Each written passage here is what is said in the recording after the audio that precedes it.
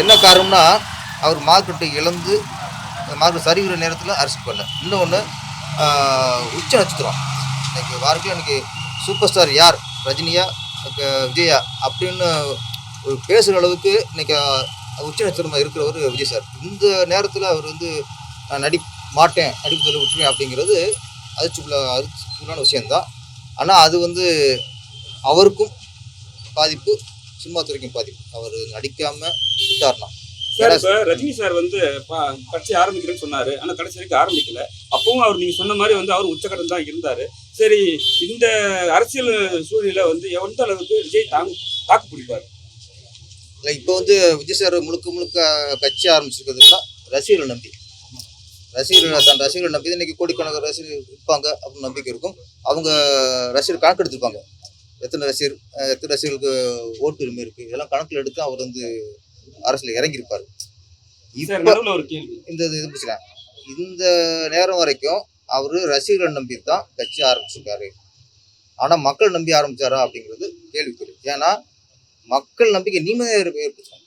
ரசிகர் வந்து என்னன்னா, இப்போ வந்து விஜய் சாருக்கு என்ன கொள்கை, அவர் வந்து நாட்டு பிரச்சனை எப்படி தீர்ப்பாரா, ஜாதி பிரச்சனை தீர்ப்பாரா, மத பிரச்சனை தீர்ப்பாரா, அதெல்லாம் அவங்களுக்கு தேவையில்லை.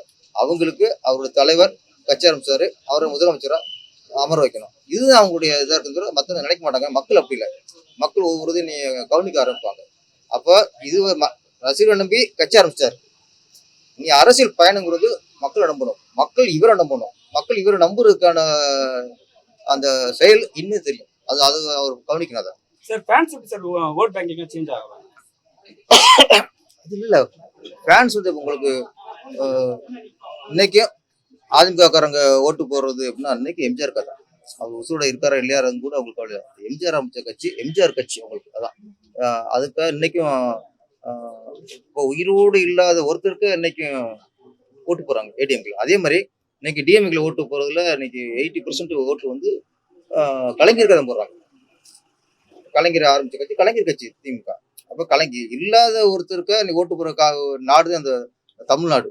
அப்போ இருக்கிற ஒரு நடிகர், இருக்கிற தலைவர், அவர் எதையும் எதிர்பார்க்க மாட்டாங்க. அவர் வந்து முதலமைச்சர் காசு போறாரா, நம்ம ஓட்டு போட்டு முதலமைச்சர் ஆக்கிடுவான். இதுதான் அவங்களுடைய தாட்டத்தை. மற்றெல்லாம் அவங்க அந்த அந்த பகுத்தறிகிறது, இவருக்கு நாட்டுப்பற்று இருக்கா, இவர் நாடாள முடியுமா, அதெல்லாம் அவங்க எந்த நடிகரோட ரசிகரும் யோசிக்க மாட்டாங்க. இப்போ விஜயகாந்த் ரசிகர்னா இன்னைக்கு விஜயகாந்த் கடைசி கட்டுக்க பிறந்தா விஜயகாந்த் நம்புனாங்க, அவ்வளவுதான். இல்லாத எம்ஜிஆர் நம்புறாங்க, இல்லாத கலைஞரை இன்னைக்கு நம்புறாங்க. அப்போ இன்னைக்கு விஜய் நம்ப முடியாது. ஓகே, நன்றி.